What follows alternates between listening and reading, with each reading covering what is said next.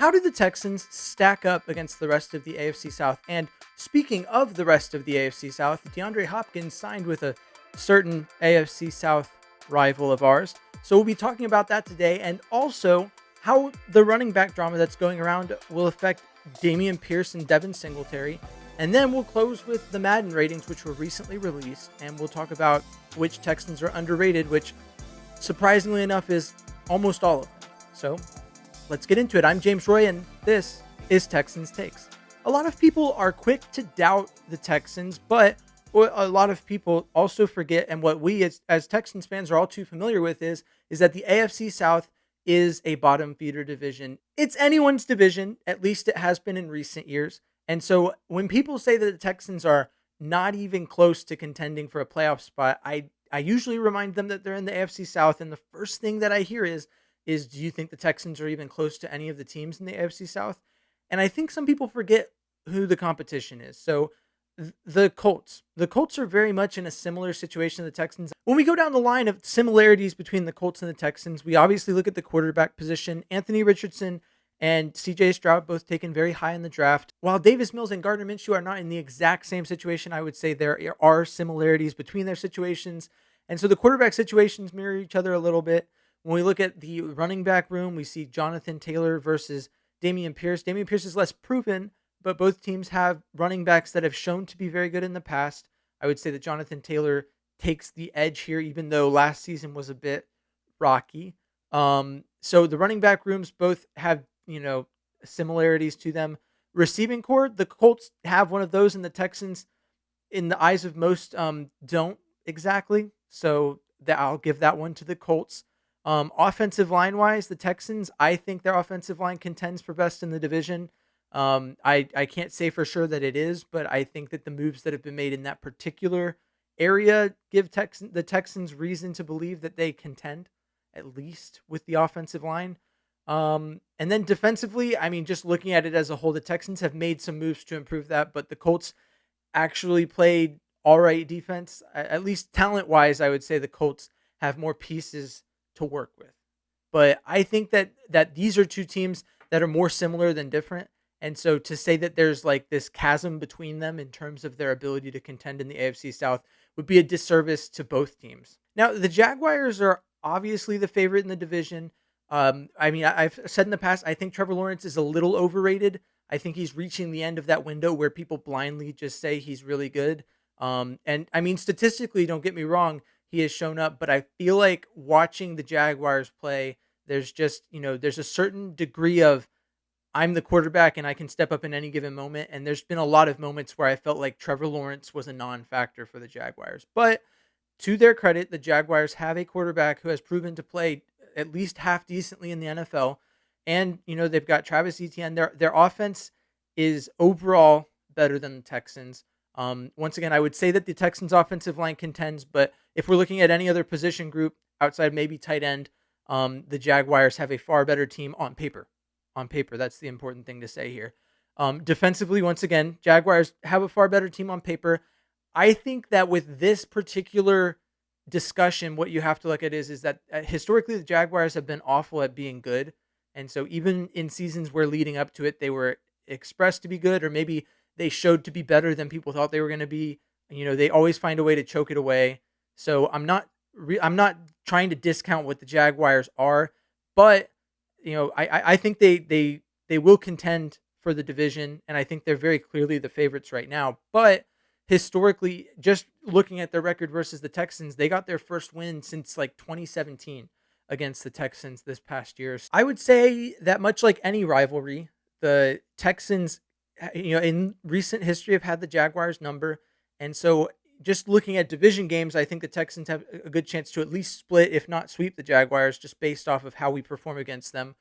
And I think the Jaguars as a team need to find a way to step up in big moments. I mean, even in their playoff win last year, they had to overcome Trevor Lawrence's, incredible lack of poise in what should have been his opportunity to step up and be the franchise quarterback that they tout him to be. If you're the Jaguars, you have to be concerned that Trevor Lawrence throws 4 picks in his first opportunity in the playoffs, and you have to win in spite of him, instead of him, being the hero or being what you needed him to be. So The Jaguars, to me, like I said, on paper, clear favorites in the division. But if I'm looking at them like historically and just through the lens of being a fan in the AFC South, that's not something I'm like putting. I'm not going all in on the Jaguars. I'm just thinking right now on paper they're the favorite. That's it. That's all I'll give them. And lastly, the Titans. Now, the Titans did just sign DeAndre Hopkins. If we look and we compare them, I think there's a couple of places where people discount the Titans a bit too much. It is the Derrick Henry show, and Derrick Henry is getting up there. But I still think that Derrick Henry is the largest concern the Texans should have, especially as a team that ranked last in run defense last year. But I think that people are discrediting Ryan Tannehill because they think that the Titans should have rebuilt. And so the deeper point is that the Titans are a team that are hanging on to a mediocre roster to try and contend in a division that's trashed and will let them contend. But you're not. That's not a championship roster, and they really should blow it up and try and rebuild. And they're only hurting themselves by half contending in a division that's trash instead of just trying to become the bar none best team in the division and a contender just in the AFC in general. So Tannehill, I think, is a little underrated, but I also think he's also a little overpaid. And so that team, it made some investments at a point where they were hot, and then it all fell apart. And now the question is why are the Titans not just rebuilding it? And I mean, who knows? Maybe they'll prove me wrong this season. When I look at that roster, the receiving corps is obviously drastically improved by DeAndre Hopkins. I think that any Texans fan will tell you that DeAndre Hopkins plays well independent of quarterback play. So even if you're not buying on Tannehill or Levis or Willis, you still have to believe that he can make the quarterback look good, whichever one they decide to play, just by being on the field, unless he's washed. Which, I mean, a lot of Texans fans will say that. I think that's more of an animosity towards him for how things ended. Which I personally, I don't think he's washed yet. I think that he's still got at least 2 or 3 more good years of football in him. It's just a matter of, is he still at the level where he can save a quarterback that shouldn't really be playing in the NFL, or that is not necessarily the best. So to recap, Jaguars, clear favorite on paper. Colts, more similar to the Texans than people give credit for. And the Titans are hanging on to a team that's mediocre at best instead of blowing it up and rebuilding like they probably should. So who knows? And the Texans, I think they can at least make some noise in that group. Do I think they make the playoffs? I don't think it's outside the realm of consideration. I think it's hyper optimistic to say that. And, I'm an optimistic guy. So that's where I'm at. Speaking of Derrick Henry, who I talked about earlier, that's my biggest concern on the Titans, is that the Derrick Henry's, annual 200-yard game is inevitable against the Texans, it seems like. And so I'd hope that the Texans can hatch up a plan to stop that. But it brings up a discussion that needs to be had. Recently, a lot of running backs have taken to Twitter because 3 names, Tony Pollard, Josh Jacobson, and Saquon Barkley, all had their franchise tags moved past the deadline and they did not come away with an extension. And, I don't think that it's true to logic to act like that's not surprising. I think that it's a sad reality.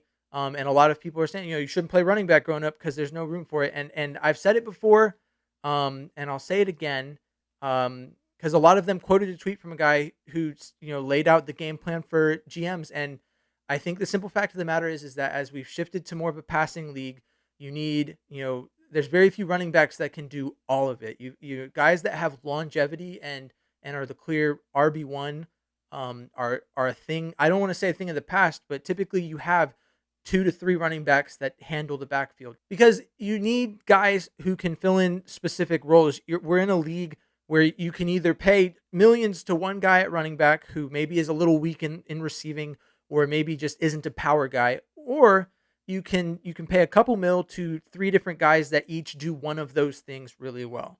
And so since the league has shifted to that, you draft a guy, and you don't need to draft a guy in the first round, at least if you're not looking for, that one guy. If you want to get, 3 different running backs and pay them less, that's 100% possible. Is there an advantage to having that end-all be-all running back? We'll find out from the Falcons this year with Bijan Robinson. I'd say that the Giants, have seen too many injury years from Saquon Barkley to be super confident. But when Barkley's on the field, he is worth the extension he's looking for. The thing is that at the end of the day, if I'm the owner of an NFL team, and the NFL is, whether you want to believe it or not, a business. I'm trying to make a business decision at the running back position. Let's take the Chiefs, for example. I've just recently paid Patrick Mahomes one of the largest contracts ever. And so now I've got to put people around him. Do I want to pay 13 to 15 million dollars a year for one running back that can do most of it well, or do I want to pay maybe $7 million a year and get three running backs that can each do one of the facets of the game that I need? I mean, you play your first down guy, you got your pass catching guy, and you've got your third down short yardage situation bruiser, right? So as a businessman, you look at that decision and you go, I'd rather pay less. Now, does that always pay out? Is that always the case that you can get those three guys and make one solid NFL running back? No. I mean, sometimes you do need that one go-to guy. I think that's 100% it. It's not always the case, but a lot of NFL owners, I think, feel like they can go into the fourth round and pick up a guy like Kenneth Walker, Damian Pierce. These are all guys that were picked in late rounds. They're paid a little less, and then at the end of their contract, you just maybe give them a short extension, or you try and give them the franchise tag, and then you spend the next year trying to find your guy. And I mean, it also goes back to the Texans as a rebuilding team hitting with Damian Pierce. They did it at the worst possible time, because by the time that his useful years have run out, they're going to have to make a decision of, do they want to keep Damian Pierce around? Do they think he's still got enough left in the tank? I use the 6-year rule. I think that most running backs can be reasonably expected as like number one go-to guy in the modern NFL, with the way things have shifted, can be reasonably expected to put up 6 really great years of football. And so that to me is the bar for like a truly great running back, is a guy who for 6 years, whether it's split, injuries, whatever happens, can go out and be that guy at running back, a guy that everyone's like, I need to draft him first in fantasy. He does it all. He takes care of business, and he is the end all be all what a running back is in the NFL if you want to be truly great. Let's look at Ezekiel Elliott. Ezekiel Elliott was great his first couple years, and then the Cowboys got Tony Pollard in there to spell him and fill another role, and then Zeke lost a step, and the Cowboys paid him a lot of money, and the last year or two of his contract, he was not that guy. He was a really good running back that, was a bruiser, but, Tony Pollard took over the speed back role, and all of a sudden Zeke was being paid a lot of money, but he was doing less. And so, yeah, I mean, it's a business, and to deny that and act like it's the NFL's problem to make sure that running backs can make bank is denying that this is a business, and that's not what they're aiming to do. Now, to say that the Players Association needs to make a push to protect running backs and make sure running backs that perform well can truly get compensated for what they do, at the end of the day, I think that the Texans in 3 years will probably franchise tag Damian Pierce if he's still performing really well, and then they'll consider extending him. And if he's asking for too much, they'll let him go. I mean, that's, unless something happens between now and then, the Texans will be put in the same situation that the Giants are in, the same situation that the Raiders are in, the same situation that the Cowboys are in, and they're going to have to make a decision of, is Damian Pierce worth 13 to 15 million dollars a year for the next 4 or 5 years, knowing that sometime in that contract, that money is just going to be an excessive overpay for someone who is not worth that money. Because unless he's, Adrian Peterson, unless he's LaDainian Tomlinson, and we're guaranteed to get a 10-year career where he performs at a high level, if the Texans don't believe that's going to happen, Damian Pierce is going to be a guy who goes through the same fate as these guys do now, unless something gets changed. Madden dropped their ratings, and I mean, honestly, while I don't like to make too much of them, this seems a bit excessive. Now, in the past, in my experience or understanding, a quarterback goes 1 or 2 overall. They're usually in the 76 to 78 range. So diving right into it, CJ Stroud came in at a 73. I don't know how that happens. That seems excessively low. And I'm not quite in agreement with it. Will Anderson picked 1 pick later, comes in at 78 overall. That makes sense to me. I mean, there was a time, a long time ago, where I probably would have expected him to come in at a 79 or an 80, but at this point, 78, I'll take it. I mean, I think that fits. And then Hutchinson comes in at a 67. Really, the Texans receiving core in general, I don't want to say they're underrated. I mean, I think they're adequately rated for the expectation relative to what the league thinks of the Texans receiving core and what has not been proven yet. So Hutchinson at 67 is the only one that truly makes me think like, okay, we get it. He was drafted in the 6th round, but like that seems a bit low. I think that my, floor on that might have been like a 69 or 70. So yeah, I don't want to waste too much breath on Madden ratings, but those are really the ones that stuck out to me. This has been Texans Takes with James Roy. I have been James Roy. If you're watching on YouTube, you can go ahead and like and subscribe. And if you're not watching on YouTube, then thanks for listening to the podcast. But you can also go over to YouTube and like this video and subscribe to the channel. If you want to follow me on social media, I am at M1TexansFan on all social media. And until next time, thanks for listening to Texans Takes with James Roy.